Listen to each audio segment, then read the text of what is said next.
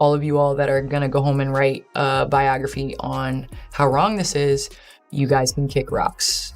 What's up, fam? Candace Parker here. I'm gonna do a tier ranking of WNBA players. I'm gonna try. Then you got Angel Reese. I put her right at that C level. Candace Parker just made a statement that has Angel Reese's fanbase in absolute chaos.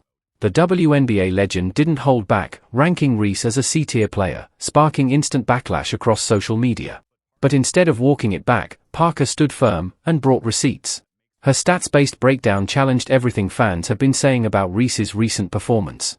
Yes, Angel Reese has been racking up double-doubles, but at what cost? While her individual numbers look impressive, her team continues to rack up losses. And when you take a closer look at the numbers everyone's been hyping, you might start to see things differently. Candace Parker may have just pulled back the curtain on one of the biggest illusions in recent WNBA memory, raising the question, do Reese's stats really translate to winning? If you side with Candace on this one, drop a baby giraffe in the comments. Let's talk about it. How many times have I said Angel Reese is not an impact player? I mean, she definitely has an impact on losing, but Angel Reese has absolutely no effect on winning. If you don't believe me, go ask Teresa Weatherspoon or ask her current head coach Tyler Marsh, who will soon be joining Teresa in the food stamp line, hoping to get enough Ethiopian breadcrumbs to make it through the winter. Or ask Candace Parker. Picture this, one of the most respected voices in women's basketball drops a ranking that sets the internet on fire. Candace Parker, 7-time All-Star and 2-time MVP, ranked Angel Reese in the C-tier of her player rankings. Not B-tier, not A-tier, C-tier. Right alongside an injured Cameron Brink, treating Reese like she's just another developing player instead of the rising superstar her fans believe she already is. I think in terms of being above, you have to be able to have the ability to carry a team, be a 1 or 2 option. I think Angel Reese is fantastic at her role, which is offensive rebounding. She showed and demonstrated so much growth in that first year. I think that this is my tier. Candace Parker didn't hold back when explaining why Angel Reese landed in the C-tier. According to Parker, players ranked higher need to show they can carry a team and be a true first or second offensive option. While she praised Reese's strength on the offensive glass, Parker made it clear that Reese plays more like a role player than a franchise leader. Meanwhile, elite stars like Aja Wilson, Nafisa Collier, and Brianna Stewart were placed in the top S tier, with Caitlin Clark ranked comfortably in A tier. Reese, on the other hand, was grouped with players still working to establish themselves in the league. Aja Wilson, reigning MVP. Couple Defensive Player of the Years, 2 championships. If there was something higher than S, I would definitely put her up there. But Nafisa Collier, she's up there with top tier with Asia. Just her ability to play on both sides of the ball, pump fake, she's gonna make you choose wrong. I know you guys are gonna say I'm biased because I'm putting all 4s at the S, but the 4s run the league. Don't ever forget that. Brianna Stewart, the versatility, reigning champion from last year. She's got 3 of them things. I don't think there's any debate with that. The meltdown was instant and spectacular. Reese's supporters flooded social media, calling Parker a hater and questioning her motives. They couldn't believe their double-double queen was being ranked below players they considered less accomplished. The outrage reached fever pitch as fans demanded explanations for what they saw as disrespect. When pressed to defend her assessment, Parker remained completely calm and measured. She appeared on the Good Follow podcast and stated, "There's no hate on Angel Reese. I love her. I will never attack anybody's character. I will never attack who they are ever." Parker clarified that her analysis focused purely on basketball ability and team leadership, not personal attacks. She emphasized that her comments came from a place of respect and professional evaluation. This is where it gets tricky. Caitlin Clark is at an A level.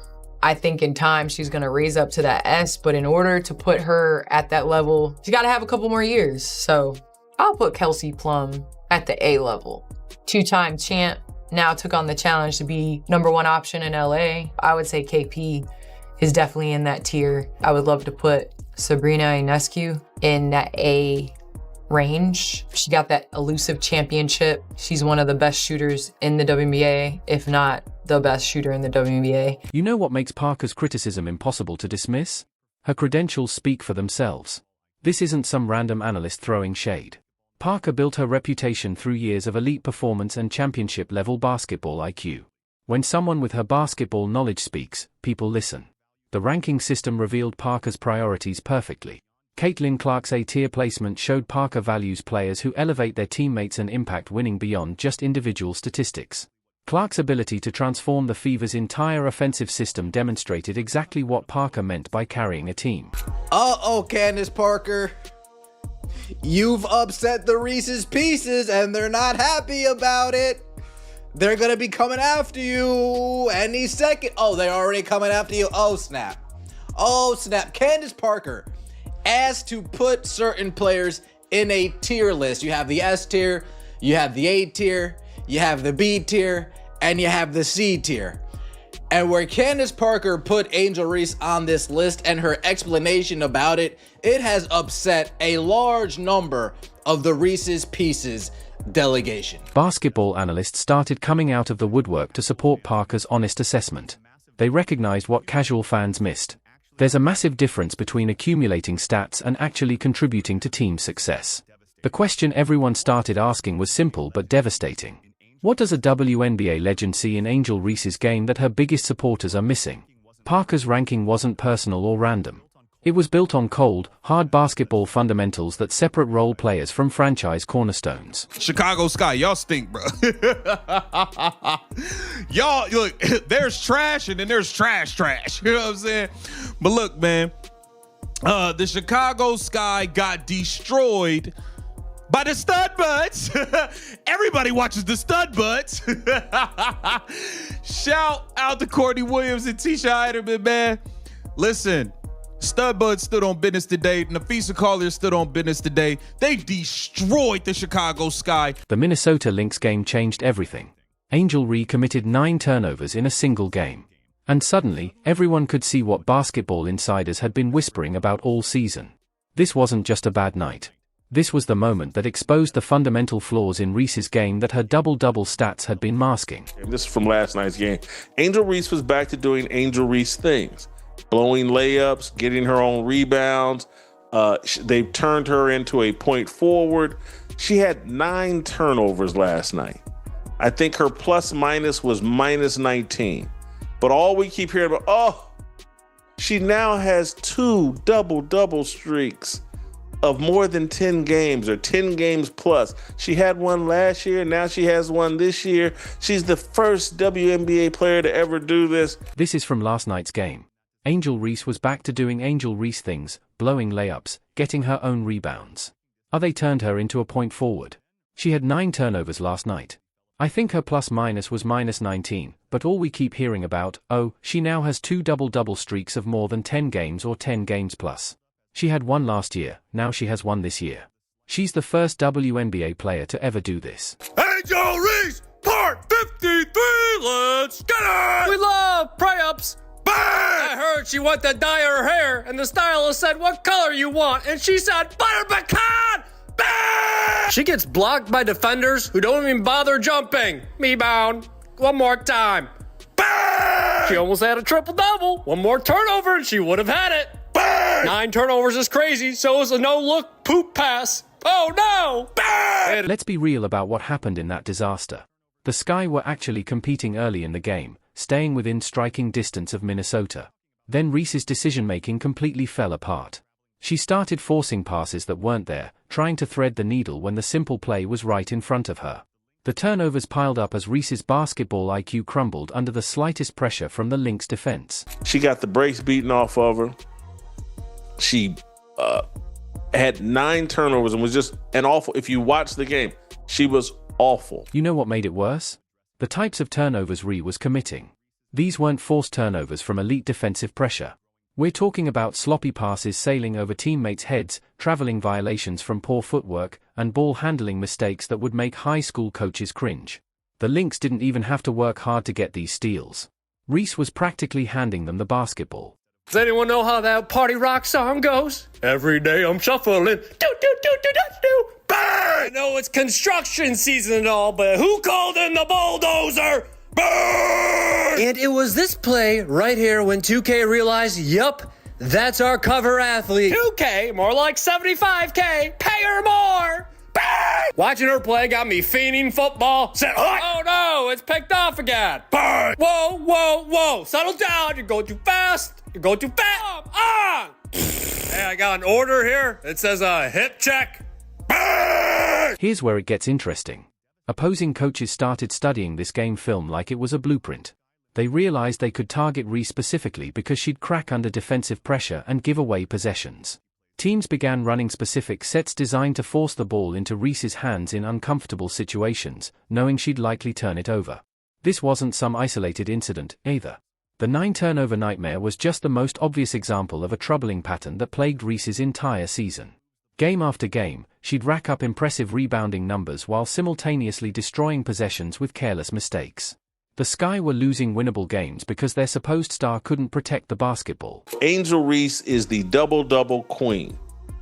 They got the brakes beat off of them last night by the Minnesota Lynx. Angel Reese's double-double, I think 11 points, 11 rebounds, was meaningless and insignificant. The most frustrating part. Chicago's coaching staff kept downplaying these obvious problems instead of addressing them head-on. They'd point to Reese's double-doubles and act like the turnover issues were just growing pains. Meanwhile, the losses kept piling up as opponents exploited Reese's fundamental weaknesses. The 9-turnover game became undeniable proof that Angel Reese's impressive statistics don't tell the real story of her impact on winning basketball. You can grab all the offensive rebounds you want, but if you're giving away possessions at an alarming rate, you're actually hurting your team's chances of success. The numbers looked good in the box score, but the Sky lost by 23 points. This raises an obvious question that nobody wants to ask. What happens when Angel Reese plays fewer minutes instead of more? Through nearly 2 seasons in the WNBA, the only thing Angel Reese has proven is she can't win games. Angel Reese is not an impact player. She's not someone you can rely on to carry a team to a championship. The Chicago Bravado, they cannot rely on Angel Reese to secure off-season access to the Golden Toilet. Hell, she can't even get them to the playoffs. Angel Reese does not help your team win, and this is no longer just my opinion. Candace Parker feels the same way. The numbers are absolutely devastating for Angel Reese's reputation. When the Chicago Sky limits Reese to fewer than 30 minutes per game, their win percentage jumps dramatically compared to games where she plays extended minutes.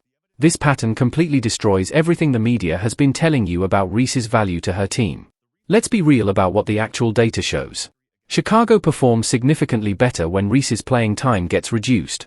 The team moves the ball more effectively, other players get into better rhythms, and the Sky actually looked like a cohesive basketball unit instead of a chaotic mess built around one player's rebounding obsession. Let's quit pretending like this is some sort of history we're seeing from Angel Reese with these double-doubles. It's not. It's a nice little stat that's pretty irrelevant, doesn't lead to victories, they lost by 20-some-odd points last night to the Minnesota Lynx. The Lynx pretty much controlled that entire game. Angel Reese was no factor. We need to quit celebrating. Oh, she got a double-double. Well, yeah, they kept her in the fourth quarter when they were down by 20, and she, got a bucket or two and got to double-digit points. This pattern contradicts every single narrative you've heard about Reese being essential to Chicago's success. The media keeps pushing this idea that her double-doubles make her invaluable, but the win-loss record tells a completely different story. Teams don't improve when their supposed star plays more minutes. They improve when that star plays less. You know what happens in specific games where the Sky benched Reese or limited her minutes?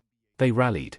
Other players stepped up and played with more confidence because they weren't constantly trying to accommodate Reese's chaotic playing style. The ball movement improved. Possessions became more efficient. And Chicago actually looked competitive against quality opponents. Angel Reese had 9 turnovers. Listen, y'all gotta stop with this point forward foolishness, man. Let's take a look, man. Hold on, man. Y'all be wildin', son.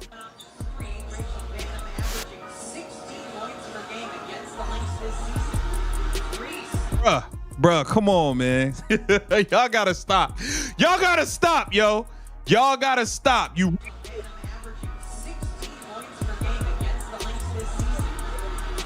The uncomfortable truth becomes obvious when you watch how Sky players perform alongside Reese versus without her. This raises serious questions about Chicago's coaching staff and their priorities. Are they making decisions based on what helps the team win, or are they prioritizing Reese's brand and individual achievements? The evidence suggests they might be choosing the latter, even when it hurts their chances of success. The research shows Chicago has only one victory against a team above .500 in the last year. One win against winning teams. That's not a coincidence when your supposed star player's presence correlates with worse team performance. The Sky have suffered 4 40-point blowouts, and Ree was prominently featured in most of those disasters. Angel Reese has been playing the role of Draymond Green. She is the role player disguised as a superstar. I know she has given herself all of these doofus aliases. To her credit, Angel Reese has marketed herself as a big deal. Double Barbie, me-bound Barbie, Bayou Barbie, Bricklayer Barbie. It doesn't matter what your name is! But marketing and promotion can only take you so far. Her PR team has done a brilliant job at polishing the turd, but there always comes a point when the polish melts off the turd and you will be expected to perform. As one analyst bluntly stated, if Angel Ree is your best player, your team stinks. The numbers back up this harsh assessment perfectly. Angel Reese's double-doubles are completely meaningless when they come at the cost of team success. Statistics that don't translate to wins are just empty numbers designed to fool casual observers. The biggest deception in WNBA history has been convincing people that Angel Reese's individual achievements matter when her team keeps losing games they should win. The WNBA now faces two completely different paths forward. One path is built on genuine talent that translates to wins and championship potential. The other path relies on manufactured hype that crumbles under playoff pressure. Angel Ree represents everything wrong with the second path. While players like Caitlin Clark embody the authentic excellence the league desperately needs. All right, y'all have to accept the fact this girl is not Alyssa Thomas. Can y'all just stop playing games now? Can y'all just stop playing games now? This girl is not Alyssa Thomas. Y'all, fool on, y'all been turnover police. She had another 9 turnovers today. 9 turnovers to 3 assists. A minus 19. 9 turnovers to 3 assists. And y'all keep trying to act like this girl's a point forward. Y'all got to stop playing games, man. Stop playing games, bro. This entire saga has revealed something much bigger than just one player's limitations. It has exposed how empty statistics can fool casual observers who don't understand basketball fundamentals. Double-doubles sound impressive until you realize they are meaningless when your team keeps losing games they should win. The league tried pushing a narrative about Ree being a superstar, but that narrative simply doesn't match what happens on the court every single night. Let's be real about what the league attempted to do. They wanted to create a rivalry between Clark and Ree that would drive viewership and engagement. The problem is you can't manufacture greatness when one player actually elevates her teammates while the other hurts her team's chances of success. The uncomfortable truth is that manufactured hype always gets exposed when the games actually matter. Every once in a while, there will be a role player who presents themselves as a superstar. They're elite pretenders. They're brilliant at convincing people to buy into their world of make-believe. Basketball analysts have begun acknowledging what was once quietly discussed behind the scenes. Angel Reese's stats don't necessarily equate to winning basketball. What's most revealing in this shift is the contrast between teams led by players who truly elevate those around them, and those relying on individuals who compile stats without improving overall team outcomes. Indiana built its system around Caitlin Clark, a player whose impact goes far beyond the box score. She creates opportunities, lifts her teammates, and drives winning. Meanwhile, Chicago has centered its game plan on Reese's rebounding strength, even as her frequent turnovers at critical moments undermine team success. The difference is stark, and the results are hard to ignore. Today's fans are more informed. While Chicago continues to wrestle with its Angel Reese dilemma, Indiana is building something special. Caitlin Clark's rookie season didn't just improve her team, it elevated the entire WNBA. The All-Star game drew nearly 2 million viewers with Clark as captain, even though she wasn't on the court. That's what real star power looks like, and the excitement is real. Clark, Hull, Boston, and Mitchell form a young, dynamic core with legitimate championship potential in 2025. They have the talent, the chemistry, and the leadership. Meanwhile, Chicago faces an uncomfortable question. Can you build a winning franchise around a player who hurts more than helps? Basketball fans know the answer. Because now, they can spot the difference between flashy stats and true, game-changing greatness. Click the video on screen to keep the conversation going, and we'll see you in the next one.